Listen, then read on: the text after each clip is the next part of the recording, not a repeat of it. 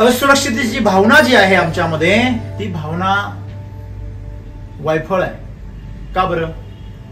कारण मुळातच आपण सर्व नश्वर आहोत. तुम्ही जे गमवाल अशी भीती तुमच्यामध्ये आहे, ते मुळात तुमचं नाहीये. तुमची सुरक्षा जर पैशात असेल तर तुम्ही जीवनामध्ये कधी सुरक्षित होऊ शकत नाही. कारण तो चलन आहे, ते चालत राहतं, येत राहतं, जात राहतं. तुमची सुरक्षा जर समोरून बाहेरून मिळणाऱ्या प्रेमामध्ये असेल तर त्याचं मूड कधी चेंज होईल सांगता येत नाही. तुमची सुरक्षा जी आहे ती मुळात कायम सुरक्षित आहे जर तुम्ही तुमच्या स्थितीत असाल आणि तुमची जर ऊर्जा जिवंत असेल. मग जीवनाची गुणवत्ता जर वाढवायची असेल, असुरक्षिततेची भावना जर घालवायची असेल तर तुम्हाला सतत ज्ञान जागृत ठेवावं लागेल तुमचं, की मी रिकामा आलो आणि रिकामा जाणार आहे. हे शरीर नाशवंत आहे, हे येरझार घालणारं शरीर आहे, याच्यात नाही बसायचं आपल्याला.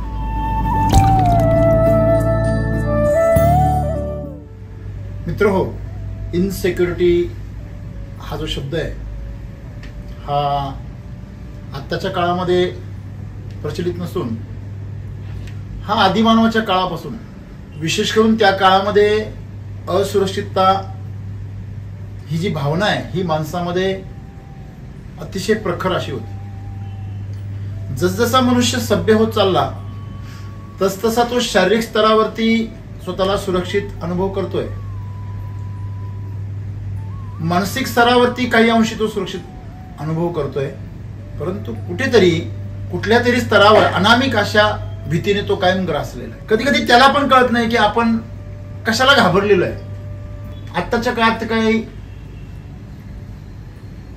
मुघल नाहीये, इंग्रज नाहीये, परकीय सत्ता नाहीये आणि गुलामी पण नाहीये. एक कायदा आहे, एक सुरक्षितता आहे, एक सुव्यवस्था आहे. तरी सुद्धा मनुष्य आज भेदरलेला आहे. तो फक्त एका गोष्टीला घाबरतो, गमावण्याला घाबरतो. माझ्या हातून हे मी गमावेल का?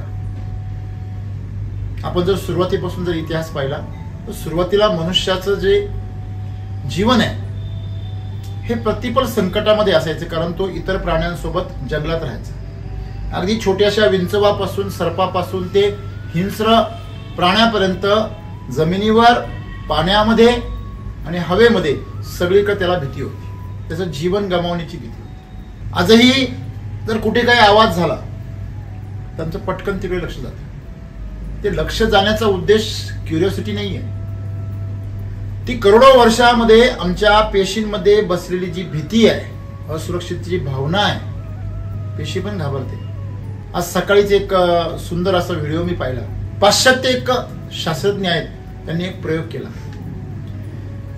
त्यांनी 2 मेंढ्यांची पिल्लं घेतली आणि 2 म्हणजे समान वयाची, समान आकाराची, समान स्पेसीसची, समान वजनाची, अगदी जेवढ्या काही गोष्टी त्याच्यामध्ये समान असायला हव्यात तेवढ्या भौतिक गोष्टी समान. दोघींचं खाणं एक, वेळ एक, पाणी एकच, सर्व प्रकारचं संगोपन एकच. मग एक बदल केला. दोन्ही मेंढ्यांची जी कोकरं होती त्यांना त्यांनी 2 वेगवेगळ्या जाळीमध्ये ठेवलं आणि एका कोकराच्या समोर फक्त त्यांनी लांडगा बांधला. त्या जाळ्यामध्ये लांडगा सोडून दिला. तो लांडगा अशा परिस्थितीमध्ये होता की सतत तो त्या कोकराकडं शिकारीच्या नजरेने बघायचा. अंतर फार कमी होत. काही महिन्यांचा कालावधी गेला. हळूहळू तुम्हाला लक्षात आलंच असेल की जे त्या पिंजऱ्यामधलं कोकर होतं त्या लांडग्याच्या समोरचं ते हळूहळू कमकुवत होत गेलं. त्याची तब्येत खराब व्हायला लागली, त्याचे केस वाढले आणि जे दुसऱ्या याच्यामध्ये त्याच्या समोर कुणीच नव्हतं ते कोकरू धष्टपुष्ट झालं. त्याचे वाढ झाली, वजन वाढलं, ह्याचं वजन कमी झालं आणि आजारी पडलं. मित्र हो, हे जे उत्तर आहे या प्रयोगातून आम्हाला काय अनुभवायला मिळतं? दहशत जी आहे, भीती जी आहे, असुरक्षिततेची भावना जी आहे ती तुम्हाला नष्ट कर. आणि म्हणून असं म्हटलं जातं, चिता तर मेलेल्या माणसाला जाळते पण चिंता जिवंत माणसाला जाळते. आज प्रत्येक मनुष्य जळतोय, असुरक्षिततेच्या भावनेने जळतोय. उथळ उथळ का होईना, मग त्याचं नाव असेल, इज्जत असेल, प्रतिष्ठा असेल, पैसा असेल, त्याचे पद असेल, करिअर असेल, ते धोक्यामध्ये आहे असं त्याला सतत वाटत राहतं आणि त्याच्यामुळे तो सतत भेदरलेला असतो आणि त्या भेदरलेल्या अवस्थेमध्ये आजचा मनुष्य जगतोय. खरं तर त्याने फार बिनधास्त जगायला पाहिजे. नाहीतर तुम्ही जर मुघलांच्या काळात जर गेलात तर कधी तुम्हाला तुमचा संसार सोडून पळावा लागेल, कधी तुमच्या आया बहिणींची इज्जत लुटली जाईल आणि कधी तुमचा संसार उद्ध्वस्त होईल सांगता येत नव्हतं. कधी तुमच्या घरातल्या कर्त्या पुरुषाची मुंडी उडवली जाईल हे सांगता येत नव्हतं. सामान्य जनताच काय तर राजे महाराजे देखील सुरक्षित नव्हते. विशेष करून हिंदुस्थानावरती झालेली जी आक्रमण जर पाहिली मुघलांची तर तो इतिहास न वाचलेला बरा एवढा भयंकर आहे. खरंच ती माणसं होती का असं पण प्रश्न पडतो. आणि कशी जगत असतील जी माणसं तर अन्याय सहन करून असुरक्षितच्या भावनेमध्ये जगत होती. भले ते छत्रपती शिवराय जन्माला आले, भले ते महाराणा प्रताप जन्माला आले, महादजी शिंदेसारखे योद्धे जन्माला आले, शूरवीर जन्माला आले आणि त्यांच्यामुळे आज आम्ही सुरक्षित असा भारत बघतो. एखाद्या शिकार झालेल्या प्राण्याची जसे लचके तोडावेत तसे लचके इतिहासामध्ये परकीय आक्रमणांनी तोडले. इंग्रजांनी तर पूर्ण लुटून नेला. भारताचा जो ऐश्वर्य आहे ते लुटून नेलं. तरी देखील ते संपू शकलेलं नाही एवढं मोठं आहे. आणि म्हणून सद्गुरू आज आम्हाला सांगताय की असुरक्षिततेची भावना जी आहे आमच्यामध्ये ती भावना वायफळ आहे. का बरं? कारण मुळातच आपण सर्व नश्वर आहोत. तुम्ही जे गमवाल अशी भीती तुमच्यामध्ये आहे ते मुळात तुमचं नाही आहे. शरीर जे जन्माला येतं आणि मरतं. माणसं येतात जन्माला आणि जातात. आपण पण आलोत, आपण पण जाणार. म्हणजे तुमचं असणं जर चिरंजीव नाहीये, सुरक्षित नाहीये, तुम्ही कशाची सुरक्षा शोधताय? तुमचा दृष्टिकोन बदलला पाहिजे. असुरक्षिततेच्या जी भावना जी आमच्यामध्ये आहे तिचा दृष्टिकोन आम्ही बदलला पाहिजे. असं काय आहे तुमच्याकडे जे तुम्ही सुरक्षित करू शकता? ज्याला तुम्ही इज्जत म्हणता शरीराची, ती कधी ना कधी लुटली जाणारच आहे. आणि तुम्ही कोणीच नाही लुटली तर तुमचं आयुष्य ते लुटून नेणार. कोणीतरी लुटण्या अगोदर तुम्ही लुटून द्या. बघा किती सुंदर शब्द आहे. दुसऱ्यासाठी स्वतःला उधळून देणं आणि दुसऱ्याने आपल्याला लुटणं, या दोन्यांसाठी हिंदीमध्ये लुटणे हा शब्द आहे.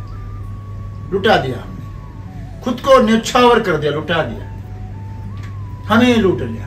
हाँ, तो ये दोन शब्द है ना. लुटने, लुटना मतलब किसी से छीन लेना और लुटा देना मतलब समर्पित करून देणे, उधळून देणे. आपल्याकडे तमाशामध्ये पैसे लुटायची पूर्वी पद्धत होती. लुटणे, उधळून देणे. मित्र हो, आमचं जे जीवन आहे हे जीवन सुरक्षित आहे किंवा नाही हा मुद्दाच नाही. आमचा दृष्टिकोन हा मुद्दा आहे. कोंबडी आधी की अंड आधी असा हा प्रश्न आहे. मुळात कोंबडी पण आधी नाहीये आणि अंड पण आधी नाहीये. मग काय? ही सृष्टी आधी आहे आणि त्यातून प्रत्येक जीवाचा अमिबापासून विकास होत गेला आणि उत्क्रांतीवादामध्ये प्रत्येक जीव काय झाला? विकसित झाला. पहिलं छोटंसं झोपडं होतं, नंतर घर बांधलं, नंतर बंगला बांधला, नंतर मोठा महाल बांधला. म्हणजे याच्या आधी झोपडी होती असं आहे का? झोपडीतून महाल जन्माला आला का? असं नाहीये. तो विकासवाद आहे. आधी सायकल घेतली, मग मोटरसायकल घेतली, मग कार घेतली, मग आलिशान एसयूव्ही घेतली, मग ती काही सायकल मधून जन्माला आली? नाही, तसं नाहीये. आमचा दृष्टिकोनाचा समस्या आहे. आम्ही इकडनं 6 लिहिला मी, तुम्हाला तिकडनं काय दिसतो? इंग्लिश मधला 9 दिसतो किंवा मराठी मधला 3 दिसतो. मराठीतला लिहिला तर मला 6 दिसतो, तुम्हाला 3 दिसतो. आणि इंग्लिश मध्ये लिहिलं तर मला 6 दिसतो, तुम्हाला 9 दिसतो. समस्या कशाची आहे? तुम्ही कोणत्या तरी एका बाजूने बघताय. मग जीवन असुरक्षित एका बाजूने पाहिलं तर आहे, परंतु जीवन जे आहे ते ना सुरक्षित आहे ना असुरक्षित आहे. जीवन आहे, फक्त ते तुम्ही कसं जगताय ह्याच्यावर अवलंबून. मग त्याची प्रकृती काय आहे जीवनाची? जीवनाची प्रकृती जिवंतपणामध्ये. तुम्ही जोपर्यंत जिवंत आहे तोपर्यंत तुमचं जीवन आहे. त्याची गुणवत्ता कशावर अवलंबून आहे? तुमची जिवंतता किती प्रखर आहे. बघा, मला असं म्हणतो, अरे 5 जीव गेला रे तुझा, जीव गेला का तुझा? असं माणसं कधी म्हणतात जेव्हा एखादा मनुष्य कमजोरपणाने वागतो, म्हणजे तो जिवंत आहे पण त्याच्यामध्ये जिवंतता नाही. मग तुमच्या जीवनाची जिवंतता किती प्रखर आहे तेवढी त्याची गुणवत्ता चांगली आहे. जुना झाला की एलईडी लॅम्प काय करतो? डिम होतो. हॅलो, होतो ना? तुमच्या घरातला एलईडी टीव्ही सुद्धा काही वर्षानंतर कसा होत जाणार? डिम होत जाणार. जेव्हा तुम्ही घेतला, तुम्ही आता शोरूम मध्ये जा, तुम्हाला तिथे एकदम चमकदार चित्र बघायला मिळतात आणि तोच एलईडी तुमच्या घरातला 5-10 वर्षांनी असा डिम दिसतो. आमचा जरा डिम झाला. तसं आम्ही नेहमी म्हणतो, बाहेरच्या दुनियामध्ये गेले की सगळ्यांनी मेकअप केलेली असते, प्रखर एकदम चांगली, घरामध्ये सगळे डिम असते. कोण येणार पाहिला? घरात आहे. अरे तू आहे ना पाहिला. ज्याला सुंदर दिसायला पाहिजे त्याला मात्र सुंदर दिसत नाही. मित्रांनो, ही जी जीवनाची जिवंतता आहे ना, ती जिवंतता आम्ही गमावली आहे, म्हणून आम्हाला असुरक्षित वाटतं. हे लक्षात ठेवा. जो प्रचंड जिवंत आहे त्याला मरणाची भीती नाहीये, त्याला गमावण्याची भीती नाही. तो म्हणतो गमावले ना, गमू दे, परत कमवतो. कमवणार तर आहे ना, मग ते काही पण असो, किती पण उद्ध्वस्त झाला ना माणूस, पण तो जर आतून जिवंत असेल, त्याचं जीवन जर सुंदर असेल ना, तो हादरत नाही. परंतु जर तुम्ही जिवंत नसाल ना, मग तुम्ही पुरते हादरून जाता. मग असुरक्षेची भावना कोणामध्ये आहे? ज्याने आपली सुरक्षा दुसऱ्या कोणाच्या तरी हातात दिलेली आहे. मग ती नोकरी असेल, मग तो आनंद असेल, मग ते प्रेम असेल, मग ते नातं असेल, या सर्वांच्या रूपाने ज्याने आपले सगळे नियंत्रण समोर दिलेले आहे, बाहेर दिलेले आहे कुठेतरी. तुमची सुरक्षा जर पैशात असेल तर तुम्ही जीवनामध्ये कधी सुरक्षित होऊ शकत नाही, कारण तो चलन आहे, ते चालत राहतं, येत राहतं, जात राहतं. तुमची सुरक्षा जर समोरून बाहेरून मिळणाऱ्या प्रेमामध्ये असेल तर त्याचं मूड कधी चेंज होईल सांगता येत नाही. बरोबर आहे ना? मग तुमची सुरक्षा जी आहे ती मुळात कायम सुरक्षित आहे जर तुम्ही तुमच्या स्थितीत असाल आणि तुमची जर ऊर्जा जिवंत असेल. आमची ऊर्जा डल होते त्याच्याबद्दल आम्हाला काहीच वाटत नाही, पण आम्हाला भीती फार वाटते असुरक्षितची, गमावण्याची. तुझी ऊर्जा प्रखर करणं तुझ्या हातात आहे ना. समोरची परिस्थिती, आजूबाजूची परिस्थिती आमच्या हातात नाही. बरोबर आहे? आणि म्हणून शेतकरी पण तेच करताय आज. वातावरण त्याच्या हातात नाहीये, रोगराई सुद्धा त्याच्या हातात नाहीये, तो त्याच्या पाठीमागे लागला. आता तुम्ही जर सावली जर पकडायला निघाले तर या जन्मी तर तुमच्या हातात लागणार नाही, किती जन्मांनंतर लागेल हा संशोधनाचा भाग. पण ज्याची सावली, ज्याच्यामुळे सावली पडते, ज्याच्यामुळे प्रकाश अडवला जातो, तुम्ही त्याला पकडू शकता. जसं शेतकरी कमजोरीमुळे रोग येतो, मग कमजोरी दूर करू शकता. वातावरण हातात नाही, पण माती तर हातात येते बाबा तुझ्या. आता जर तुम्ही बूट धरली तर लगेच हातामध्ये येऊ शकते. वातावरण तुझ्या हातात नाहीये, पण माती तुझ्या हातात आहे. आणि माती जर सुपीक असेल तर वातावरण तुला मदतच करेल. या प्रकृतीमध्ये काही अशी गोष्ट नाही आहे जी तुम्हाला नुकसान करण्यासाठी आहे, तुमच्याकडून काहीतरी हिसकावून घेण्यासाठी आहे. मला सांगा, माझा हे हात या शरीराकडून काय हिसकावून घेऊ शकतो? हा हात जो आहे तो ह्या शरीराकडून काय हिसकावून घेऊ शकतो? घेऊ शकतो? नाही घेऊ शकत, कारण तो या शरीराचा अविभाज्य घटक आहे. त्याच्यापासून तर शरीर बनलंय. तसं ह्या प्रकृती जी आहे, ही प्रकृती तुमच्या माझ्यापासून, वनस्पतीपासून, प्राण्यांपासून बनली आहे. ती त्याची दुश्मन होईलच कशी? आमचं अज्ञान आहे ज्याच्यामुळे आम्हाला ती दुश्मन वाटते आणि आमच्याकडून काहीतरी हिरावून घेतलं जाऊ शकतं असं आम्हाला वाटतं. आमचा दृष्टिकोन बदलण्याची गरज आहे. आमच्याकडे जे आहे ते कोणीच हिरावून घेऊ शकत नाही, ते म्हणजे आमचं जीवन. त्याच्या बाबतीत आम्ही संवेदनशील व्हायला पाहिजे, त्याची प्रखरता वाढवायला पाहिजे. आम्ही जीवनाची प्रखरता, मला सांगा, एक गरीब माणूस आहे आणि एक अत्यंत श्रीमंत माणूस आहे, दोघांकडेही एक गोष्ट समान आहे, ती म्हणजे जीवन, ज्याला मूल्यच नाही. त्याच्याकडे असलेल्या गाडीची, घराची किंमत होऊ शकते श्रीमंताच्या, परंतु त्याच्याकडे असलेलं जीवन आणि याच्याकडे असलेलं जीवन, ह्या दोघांच्या जीवनाची कुठलीच मूल्य होऊ शकत नाही आणि कुठल्या प्रकारचा भेदभाव सुद्धा होऊ शकत नाही. मग आता दृष्टिकोन कसा आहे? सामान्य माणूस त्या जीवनाकडे कशा दृष्टिकोनातून पाहतो आणि श्रीमंत माणूस त्या जीवनाकडे कोणत्या दृष्टिकोनातून पाहतो, ह्याच्यावर त्या जीवनाची गुणवत्ता अवलंबून आहे. असं अनेकदा बघायला मिळतं की गरीब माणूस श्रीमंतापेक्षा खूप छान जगतो. जो प्रचंड कष्ट करतो, मेहनत करतो, त्याला शांत झोप लागते. हो, श्रीमंताला झोप नाही लागत. याचं खाण्याचं सुद्धा शेड्यूल नसतं, पण याचं औषधांचं शेड्यूल असतं. चुटकी वाजवली की पाहिजे ते हजर होऊ शकतं. डॉक्टरने सांगितलेलं असतं खायचं नाही. इकडं शिळ खरकट पार कोणाचं असू द्या, चालतं सगळं, काही प्रॉब्लेम नाही.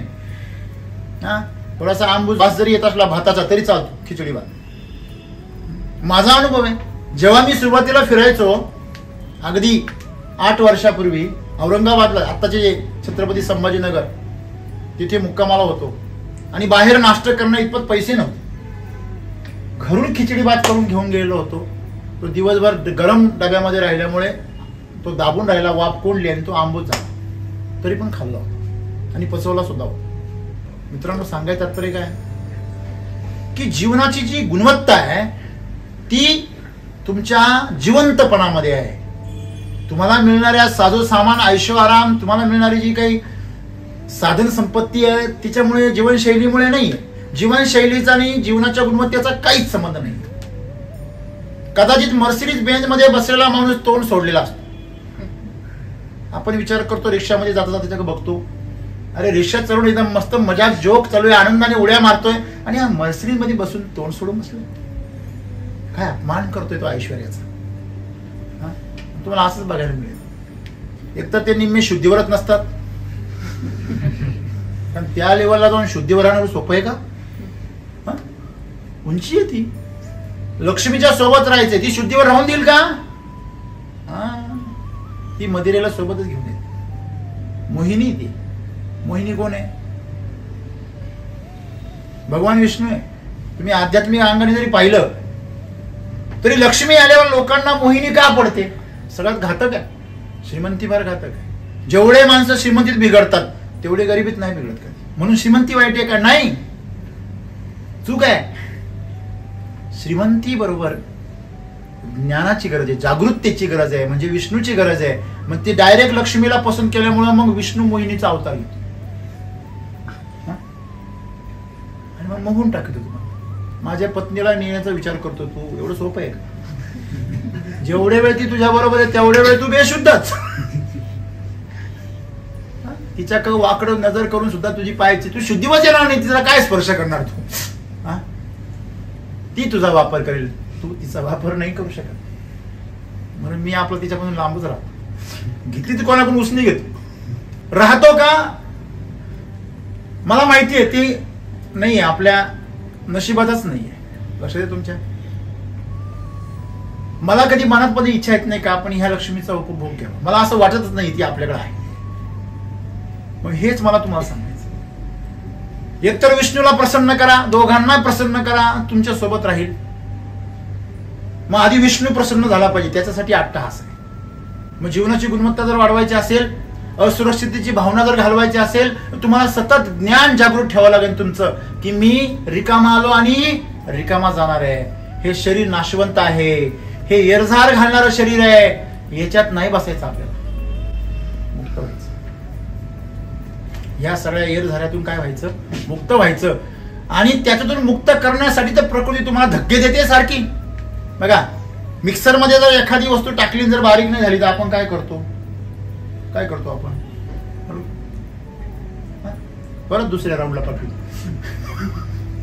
दुसऱ्या राऊंड मध्ये जर बारीक नाही झाली तर परत गाळून घेतो, जे त्याच्यातही बारीक नाही झाली त्याला तिसऱ्या राऊंडला पाठवतो. कुकर मध्ये शिट्टी झाली आणि जर भात नाही शिजला किंवा ते नाही शिजली खिचडी किंवा जे काय असेल डाळ असेल तर आपण परत कुकरचं झाकण लावतो, परत गॅसवर ठेवतो. असंच आहे.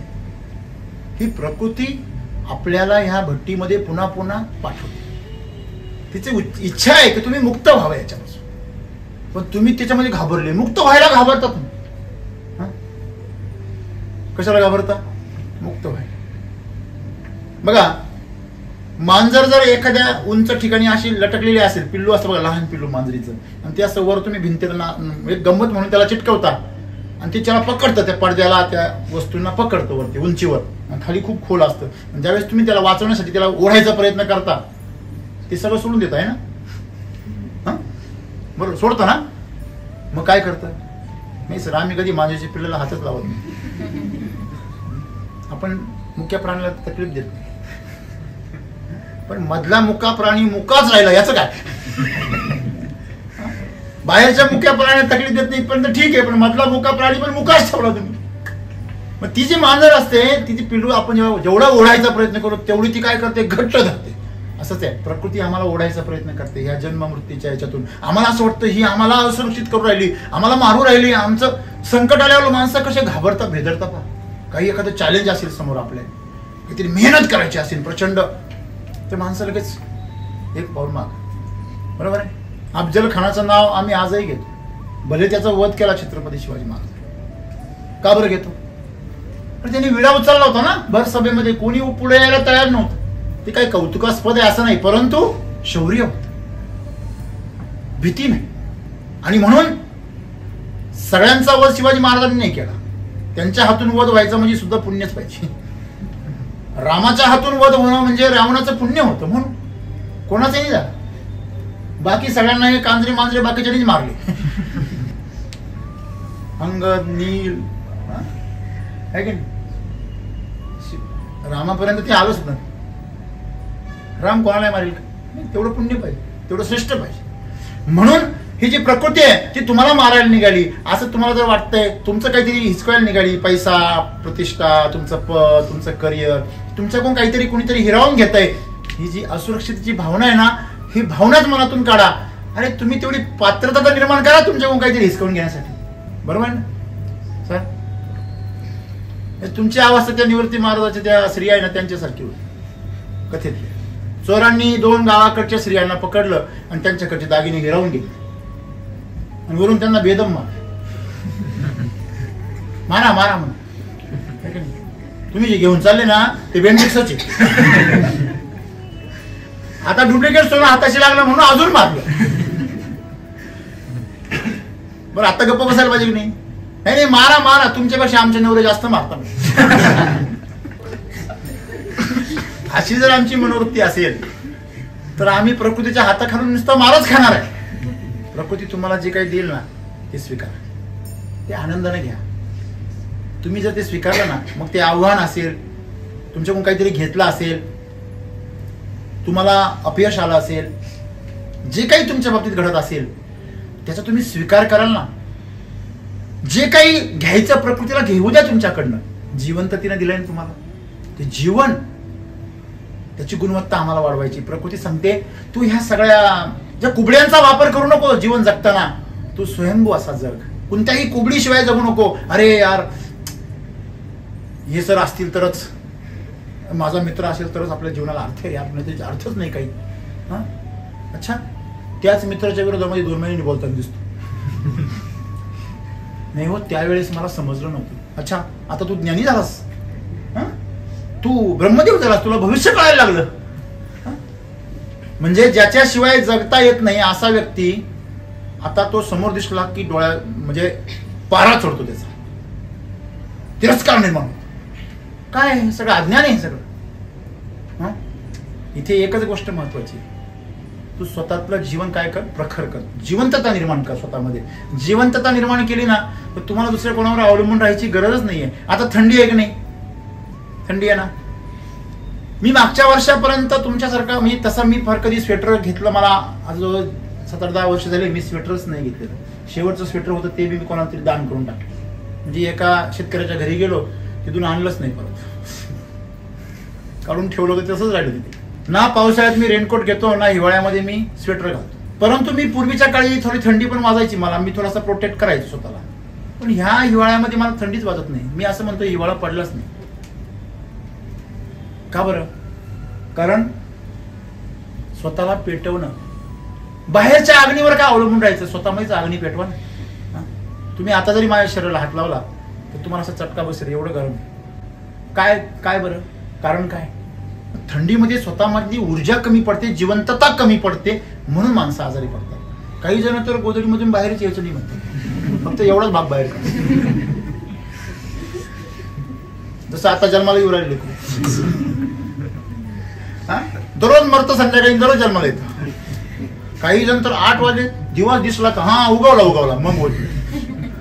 त्याच्यापर्यंत सूर्यप्रकाश पोहोचला पाहिजे, तेव्हा त्याचा दिवस सुरू होतो. काही जण तेवढं भागत नाही, सूर्यामध्ये जाऊन बसता उन्हामध्ये, थोडा तापव बाबा. मित्रांनो, जिवंतता तुमच्यामध्ये निर्माण होण्याची ताकद दिली आहे प्रकृतीने तुम्हाला. फक्त तुम्हाला प्रत्येक पेशवी मधली जे काही तुमचं मशीन दिलेलं आहे ते मशीन पेटवता आलं पाहिजे.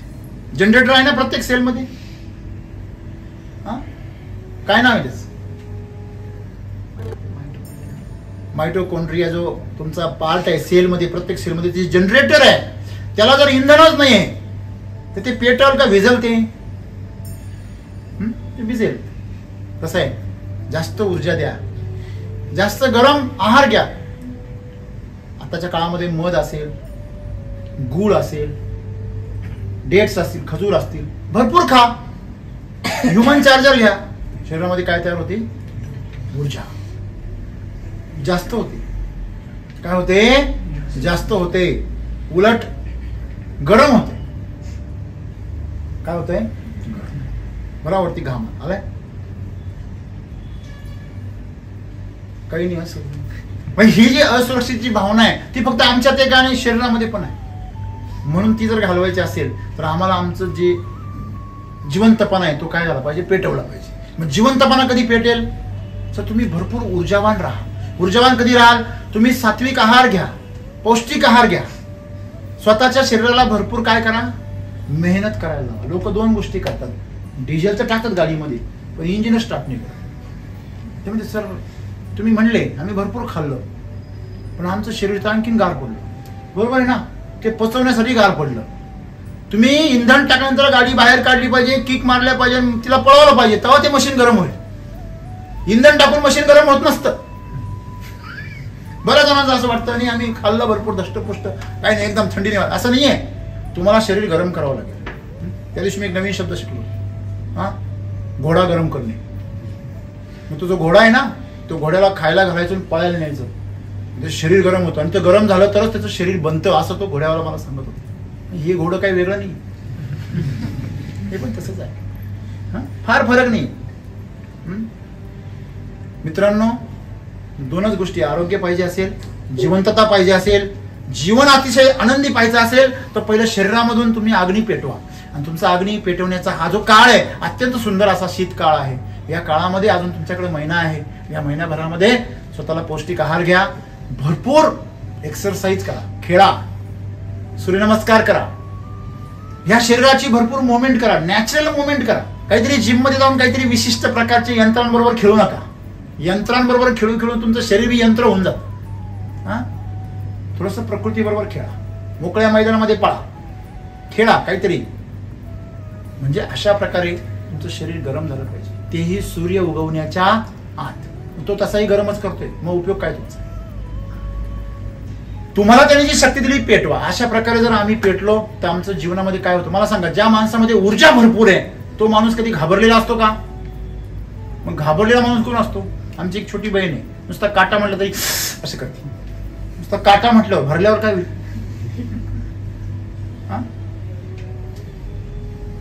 विंचू म्हटलं बापरे, म्हणजे अजून पाहिला पण नाही. प्रत्यक्ष जर एखादा जर नकली जर प्लास्टिकचा विंचू किंवा साफ करून जर अंगावर टाकलं तर अटॅकच आहे. काय खरंय खोटं आहे? म्हणजे मला हे सांगायचं तुम्हाला की तुमची जिवंतपणा वाढवा. जीवनाचा प्रखर झाला पाहिजे, तुमचं जीवन असं प्रखर झालं पाहिजे, तेज आलं पाहिजे चेहऱ्यावरती. नाही तर तोंड सोडलेलं. हे असे सगळे आमर धामकं पाठवायला पाहिजे. कशा करता? यांना डिझेल बी टाकायला नको, गाडी बी चालू करायला नको. म्हणजे तुमच्या जीवनाची कमजोरी आणि तुमच्या जीवनामध्ये जे औदासीन्य आहे आणि जे नैराश्य आहे, जी निष्क्रियता आहे, जो आळस आहे, जो तमस आहे, हे तुमच्या असुरक्षिततेचं मूळ कारण. नाहीतर असुरक्षितता असं जीवनामध्ये काहीच नाहीये.